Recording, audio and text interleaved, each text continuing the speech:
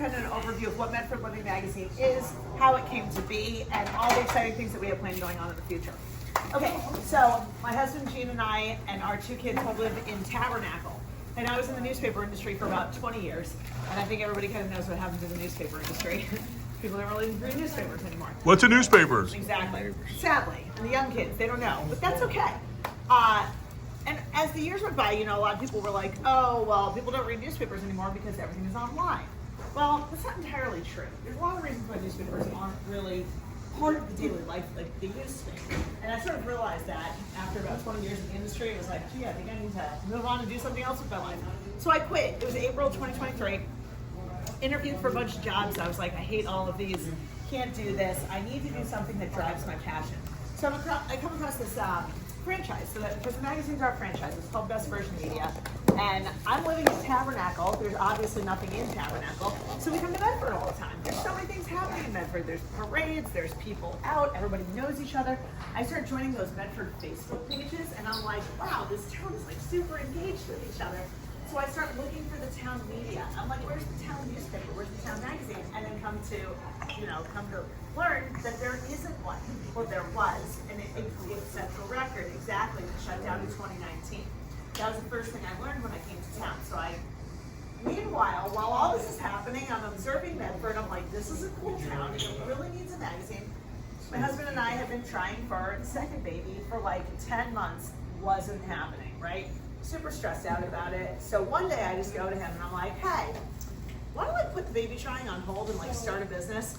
And I was expecting him to be like, no, are you crazy? Like, that's so risky. We already have like a 2-year-old at home. What are you doing? And he goes, hell yeah, let's do it. And I was like, really? I'm like, let's do it. And he was like, yeah. So we bought the franchise rights to Medford. That's how it works. You get franchise rights for an area, and then you go and you sell enough advertising that you can bring a magazine to fruition. So we're like, great. So we get the franchise rights to Medford, and then 2 weeks later found out we were pregnant with the second baby. But it was like the best thing that ever happened because it put a fire under us. That it was like, okay, you have 9 months to get this thing off the ground. And so we just hustled. I won't say we, I hustled in the beginning. And I'm telling you, like, it was tough because I was like real morning sickness. And then I was like, I gotta go meet with clients, but it just happened so quickly. And I think the reason is that Medford is a town. The magazine's the best town for everybody's all up in each other's business. And Medford is that town, right? People on the Facebook pages, they all know each other. What you see a lot in Medford is that people grow up here, they move away for a short period of time, and then they come back here to raise their families. So a lot of people kind of went to high school together, people know each other. That's the type of town where the magazines do well because it's a magazine that's forward about the community. So when you open it, you recognize the people that are in it, right? So I start going around meeting the local businesses. They're telling me about the Central Record. They're like, oh, we missed the Central Record. So immediately I was from the newspaper industry. I'm like, okay, I need to like find what the best elements were about that people loved and sort of bring that back. Old Central Record. Yeah, I've heard about that as well. Heard about that. So enough businesses were like, wow, we really need this in the town that I set a record in the state of New Jersey for the fastest person to bring a magazine to market, and this is back in 2023. So Medford launched very fast. We bought the franchise rights in August. Our first issue came out in December 2023. And since then, it's been such a whirlwind. And then the baby was born in April. So it was like boom, boom, boom, boom, boom. But it was awesome. And since the time that we launched, it's grown from 16 pages to 40 pages. I've got about 55 local sponsors. Dana's one of them. James is one of them. And I'm very proud to work with a lot of the businesses in the area. I think I also want to touch upon what James was talking about, that like networking groups like this are so important because business connections with other business owners is critical to your success. However, my product is a way to reach the consumer. So I'm the B2C reach. This is the B2B reach. And when you're running a local business, you really do need both because everything is about, I mean, really at the end of the day, your best form of marketing is always going to be word of mouth. So you need more customers to spread the word. So if you don't have customers coming in to spread the word, then you're not going to be able to achieve that peak word of mouth. And like what James was saying about the reviews. All right, so let me tell you about the magazine itself. It's based on 4 pillars of success. Number 1, it has to show up in the mailbox. It mails to about 3,387 homes in Medford and Medford Lakes. I am 100% Medford Lakes. That's the other piece of advice that I got when I came to town. People go, don't let this leave this room. other folks included as well. People go, Medford Lakes. Wait a minute, whoa. Listen, I can keep a secret. It's the people I tell that can't. and you're videoing it, yeah. Okay, so a lot of people go, because I didn't know anything that much about Medford. I live in Tabernacle. People go, okay, Medford Lakes is a cult. So if you don't mail to 100% of Medford Lakes, they're going to hate you. And I was like, okay. And then I did, and I was like, thank God I made that decision, because the Medford Lakes people love the magazine, which is awesome for me. They're very engaged. I get a lot of feedback from the community about how much they love it. And I do a lot of Medford Lakes coverage. But the remaining neighborhoods that I cover do tend to be like the communities where they're raising kids. So Centennial, Highbridge, Pendleton. There's a lot, anything that's like sort of like cul-de-sac communities, right? Because my brand is family. But the reason why the pillar is direct mail is because if you guys go in to like pump your gas at Wawa, nobody picks up print. Like you go in, you pump your gas, you go inside, you walk out, you don't pick up those magazines. People just don't function like that anymore. 2025, you're doing this all day, right? I'm doing that all day. He's clearly doing that all day. I mean, I think I called you this morning the mayor of Facebook, which is true. Like he's on a lot. Most people are. But still, one thing that remains to be true is that most days, maybe not every day, but most days you check your mail. Check your mail, you invite the mail into your home. Typically you stand over the trash can, you have a keep pile, you have a chuck pile. As long as I'm giving you something that is worthy of going in the keep pile, it gets read. 9 out of 10 homes that get it in the mailbox do read it. Can I guarantee you they're reading it cover to cover? No, but they're doing this. And what are they looking for? They're looking for pictures of people that they know. So that's the second pillar. It has to be relevant to your lives. If it is about Medford, if it is about Medford Lakes, and you live in Medford or think of Medford Lakes, you're gonna read it. Because people like to see pictures of people that they know and of their kids. So you're reading it going, oh, Canoe Carnival, did my kids make a magazine, you know what I mean?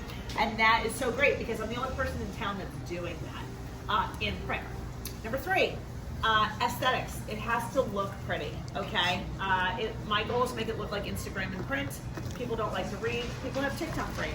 So if an article is longer than 500 words, people aren't going to read it. So I try to keep it very quippy. And it's like listicles, okay? I tell all my people that write articles in the magazine, Dana and James being some of them, listicles, keep it short and punchy. That's what people like to read. They will be drawn in by the photos, then they'll read the article. So that's how it works. And then the 4th pillar is that it has to be free. And that is one of the places where I really truly disagreed with the newspaper industry, is that they were so committed to this idea of subscriptions. People do not pay for the news. They get it for free online, so why should they pay for this, right? So with that though, I will say I don't mail to everybody in town. I can't. It's not financially feasible. So I mail to 3,387 homes. It's about 43% of single family homes in 08055. For anybody that does not get it at their home, they can buy it at Binkley's for $3. So I do have that accessibility factor that people can get it anywhere they want to. And then you see me post online a lot. Third piece of it is that I do host quarterly networking events that are exclusive to people that advertise in the magazine. So like James, I am building a network. However, you're a lot more like open and you want everybody to participate. Mine is a little bit more exclusive. Cultish? It's cultish.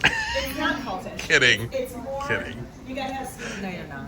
And I understand that advertising is, like, you have to have cash flow if you want to advertise. I'm not averse to that. Like, I am not a pressure person. Anybody that works with me, that meets with me to talk about advertising, I'm like, it has to be the right decision for your business. If you've got cash flow to invest in driving customers in through your door, then I want to work with you. But if you're just getting started, you're just getting on your feet, a lot of times I'm not the right fit right away. I might be the fit 6 months down the road, a year down the road, but that doesn't mean that we can't have, conversation. So anyway, my networking events are a lot more people that are like, they have skin in the game, they've got a marketing budget, they've got money to spend. So those are the people that I'm building a connection with. So then, okay, I go back to having the baby, right? It's April 2024. What's the baby's name? April, which she was not. She left that out. Born in April. She showed up early. Her name was always going to be April. She showed in May, and then I looked lazy, like I named the baby after a month, which I did not. Okay, she was smart. She just got here early, so it was a good thing that the magazine took off so quickly because she did show up early.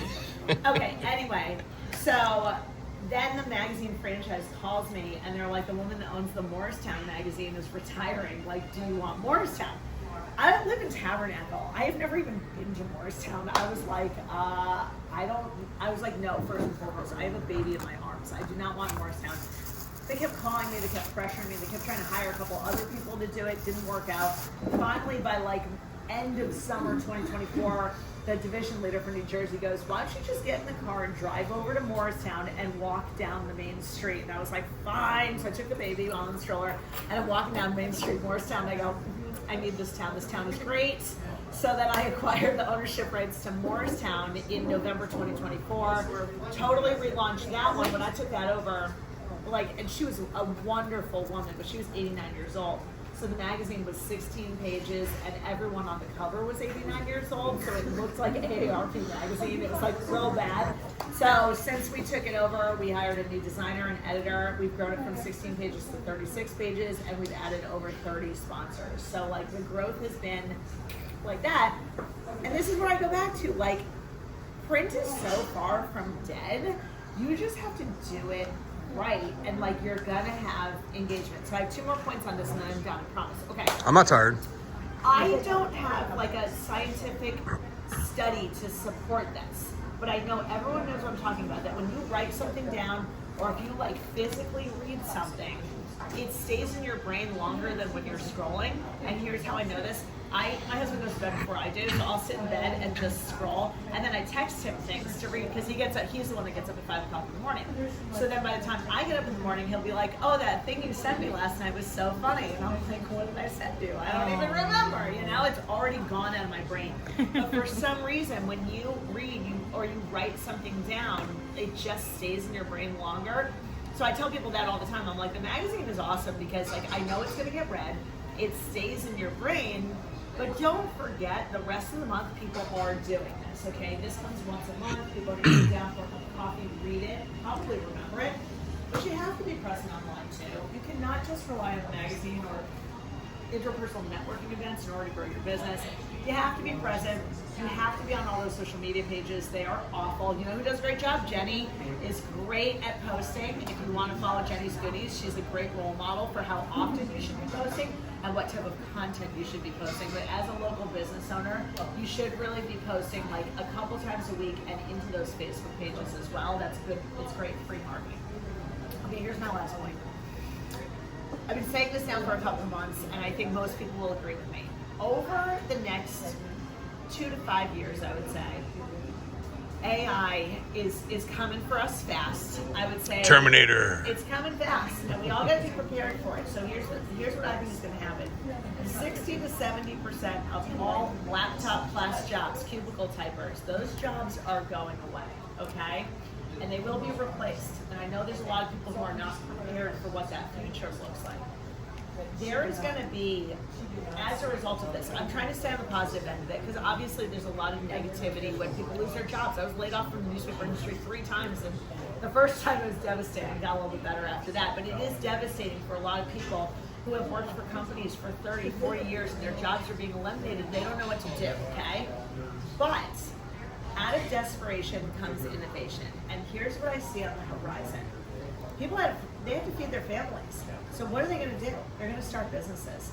And I think that the wave of entrepreneurship that's about to take over this country is just gigantic. And I am so excited about it, because for me, it has been like I broke out of the matrix. Like, I was corporate America, and I was just, doing the whole climb the corporate ladder. And then I realized that they had no loyalty in me, and that I was just a number on an expense sheet, that when it was time to make cuts, I was the first one to go. And the higher I climbed on that ladder, the more likely it was that I was going to get cut. I see entrepreneurs, and think about this, people pursue their passion when they get laid off. You're going to see a ton of photographers, travel agents, real estate agents, James, personal trainers, sorry to say it. 45 seconds. You're going to see a wave of them. Sure, it's coming. But with that, right, like we as the business community who are already sort of doing this, we've broken out of the matrix, we've started our own careers, we've like experienced what it is to, like the good and the bad of working for ourselves. I do think it's our responsibility to nurture and help people grow, and I know I'm going to be here to do that. I love groups like this. So before I end, I did want to just say, like, thank you, James, for starting this group. I think this is really needed here. And I think the more that we can support each other in our growth, the better it's going to be. And I also do want to say, no, don't end me. I'm not done yet.